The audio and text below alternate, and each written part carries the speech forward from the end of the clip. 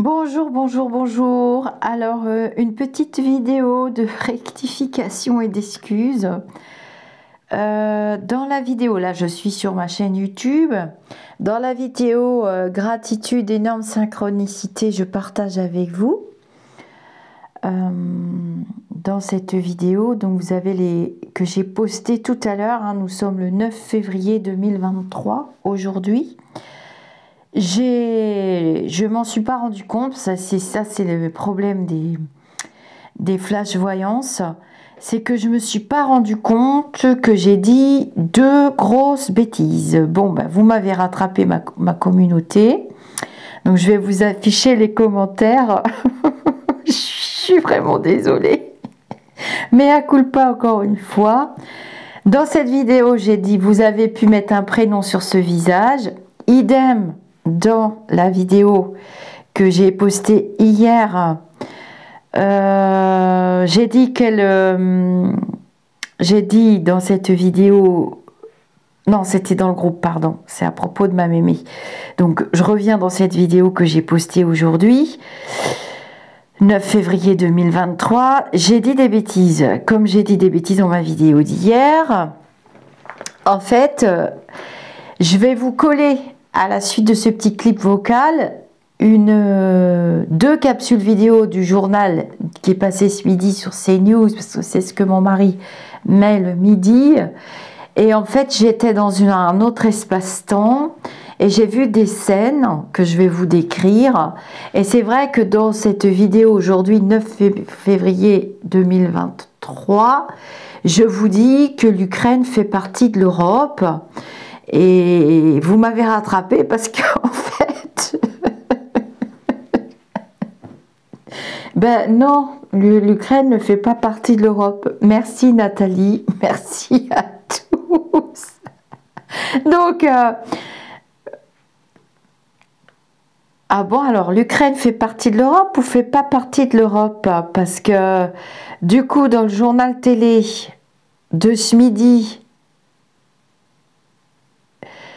moi, je suis persuadée,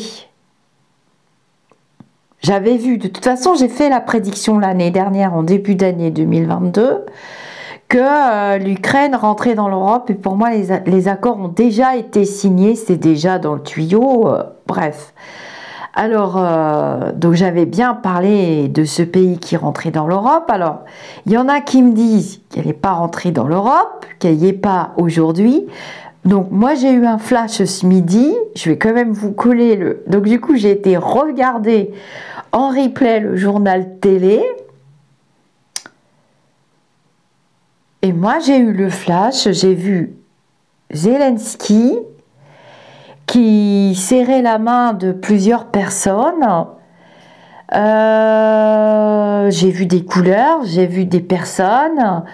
Et j'ai vu une célébration de joie et que l'Ukraine était dans l'Europe. Alors, je comprends plus rien parce que je suis persuadée d'avoir vu ça ce midi. Et je pense que c'est un flash parce que j'ai re-regardé le journal. Et c'est vrai que ce que j'ai vu, ça ne correspond pas à ce qu'il y a dans le journal de ce midi sur CNews. Au secours, aidez-moi. Donc ça voudrait dire, d'après mon flash, alors ça c'est le genre de flash que j'ai, et c'est Gaston Lagaffe quand j'annonce à tout le monde, ouais c'est génial, t'es enceinte de combien et tout, alors que la fille, elle voulait le dire à personne, du genre. Donc c'est imminent. Dans les prédictions que j'ai faites au tout début, avant la guerre et au tout début de la guerre, alors j'ai prédit la date de la guerre exacte et effectivement on est rentré en guerre quelques jours après. Je dis on, hein, parce que pour ceux qui me suivent, j'avais aussi dit que après l'Ukraine, il y avait juste la Pologne et après la Pologne, c'était nous. Bon, bah, on est quand même en guerre un peu, hein, l'Europe. Hein. On est quand même pris en sandwich. Et pour moi, la fin de la guerre, ce sera pour cette année. Mais moi, je vous dis que M. Poutine, il obtiendra une partie de ce qu'il veut. Hein. Il n'aura qu'un genou à terre. Moi, j'ai vu ce flash l'année dernière. Un genou à la terre. Il n'obtiendra pas tout ce qu'il veut. Mais pour moi, il y a des accords qui ont déjà été signés. Donc, le flash que j'ai eu ce midi, je vous demande pardon. J'ai dû parler trop vite dans cette vidéo qui s'appelle voilà, Gratitude, énorme synchronicité et qui date du 9 février. Bon, je vous colle les petits bouts de journaux que j'ai extraits. Je suis sincèrement désolée, je vous demande pardon. Bon, enfin, en même temps, vous me connaissez depuis le temps. Donc, on va voir si on fait mes petits... Oh là là, c'est compliqué les flashs, hein. Parce que voilà, quoi. Bon, je vous fais des gros bisous, vous allez me rattraper ça, hein, les amis d'ici ou d'ailleurs.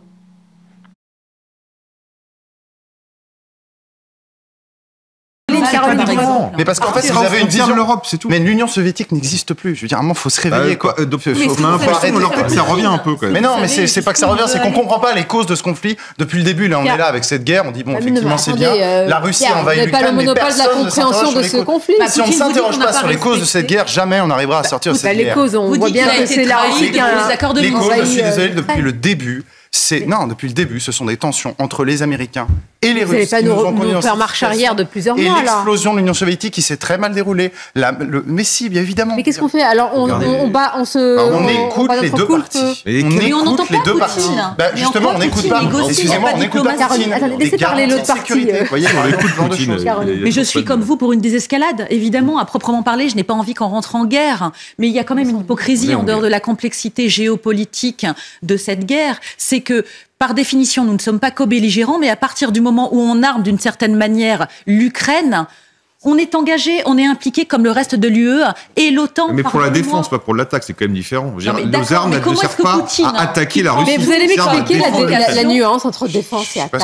Et vous voyez bien qu'on livre des armes pour attaquer. On n'attaque pas la Russie.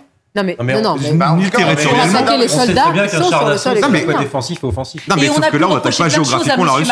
Non mais pardonnez-moi Arthur, on a pu reprocher plein de choses à M. Macron, moi la première, mais il a bien fait d'essayer de tenter de conserver un dialogue diplomatique avec Poutine, même si à l'arrivée il n'a rien entendu, mais c'est ce qu'il fallait faire. C'est pas le bon pour faire la interlocuteur. paix, on en revient à ça, ce sont des éléments de langage qu'on utilise tous, mais il faut être deux. Alors moi j'entends M. Zelensky, mais je n'entends jamais M. Poutine, et je ne sais pas si M. Poutine, après l'Ukraine, après potentiellement la Crimée, voudra s'en prendre aux pays baltes et après au reste Géorgie, de l'Europe.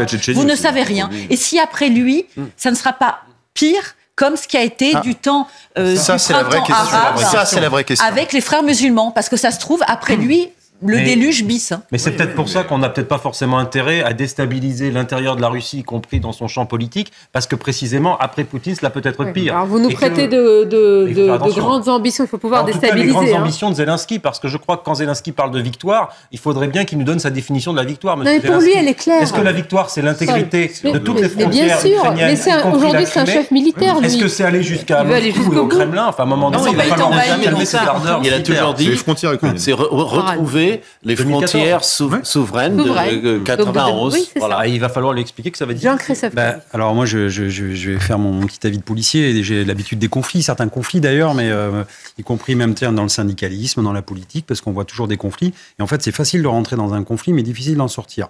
Et donc, comme Clémenceau disait d'ailleurs, c'est facile de préparer la guerre, mais plus difficile de préparer la paix. Et on a vu, il faut regarder un peu ces livres d'histoire. Et effectivement, quand on regarde aujourd'hui ce conflit, on le compare aux autres guerres qu'il y a eu avant. Et on a toujours cette épée de Damoclès, l'esprit munichois. On se dit, qu'est-ce qu'on fait? On y va pas, on tremble un peu, on sait pas. Mais pour l'instant... Arthur, ouais. Ça reste... Je crois que pour les squatteurs, il me semblait que justement ça avait été... Bon, après, il faut toujours vérifier que... Alors, vous parlez du mari. Je le déplore, mais justement, ça devrait nous alerter. Ces affaires de squat, et là, véritablement, regardez jusqu'où ça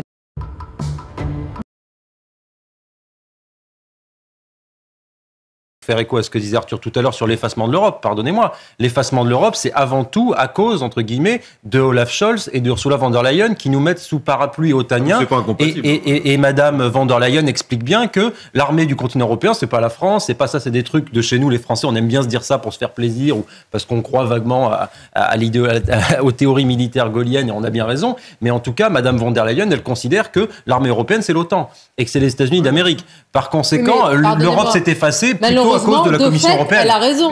Ben oui, mais parce qu'elle le souhaite. Mais parce que les Allemands ne voulaient pas autre chose non plus. Je veux dire, quand on parlait d'une Europe de la défense, c'est que la France qui en voulait. Nous demandons de continuer de nous aider, d'accroître votre aide pour protéger ceux qui ont trouvé refuge chez vous, celles et ceux qui posent des questions, celles et ceux qui s'opposent à l'agression russe, celles et ceux qui refusent, par exemple, d'accepter la désinformation russe. Vous devez les aider. C'est une question de vie, de mort et d'Europe. Alors, l'aide, il faut dire qu'elle est continue, évidemment, depuis de nombreux mois, même depuis 1 an maintenant, le début de l'invasion. Mais là, ce qu'il demande Harold Iman, on va le rappeler quand même, avions de chasse, armes lourdes, qu'en est-il? Les avions de chasse, personne ne lui a encore transféré le moindre avion de chasse, bien que les Britanniques, qui ne sont plus dans l'Union européenne, les fait pressentir. Rishi Sunak a dit c'est à l'étude. Bon. C'est comme avec les chars lourds, sans doute. Chacun fait semblant de ne pas trop savoir de quoi on parle ou de répondre à côté. Ça s'est fait pendant des semaines. Qu'une marche franchie trop importante, ces livraisons d'avions, et que les armes à longue portée, voilà, et que cette histoire d'aller jusqu'à la victoire, c'est dangereux. C'est le cœur. Mais à partir de là, quelle alternative? Dites-moi, il n'y a pas 1000 solutions. Non, mais soit on reste comme ça et la guerre est partie, et il a dit, le président, des mois, voire plus, Harold, soit on franchit le pas, et c'est des avions de combat, des avions de chasse, et là, on est vraiment franco-belligérant, c'est plus le terme, mais est-ce qu'il y a une alternative? Parce que ce que dit Zelensky, c'est qu'il n'y a pas d'alternative. Bah oui, mais il a intérêt à le dire. Mais moi, je pose la question, est-ce que vous êtes sûr qu'il y en a une? Est-ce qu'on peut tenir aussi des mois, presque peut-être même des années, Harold, comme ça? Comme ça, vous voulez dire sans avoir plus d'armement? Dans un entre-deux? Non. Je ne sais pas. Non, parce qu'il y a une offensive russe qui se prépare, qui est déjà déclenchée. Ils vont finir par avancer dans le Donbass. Donc, qu'est-ce qu'on veut? Mais si vous... Et donc, c'est une course contre la montre, faire venir les chars avant l'avancée offensive russe. Et on peut l'inverser, on peut dire... Les accords de Minsk. Je suis désolé, depuis le début... C'est sûr.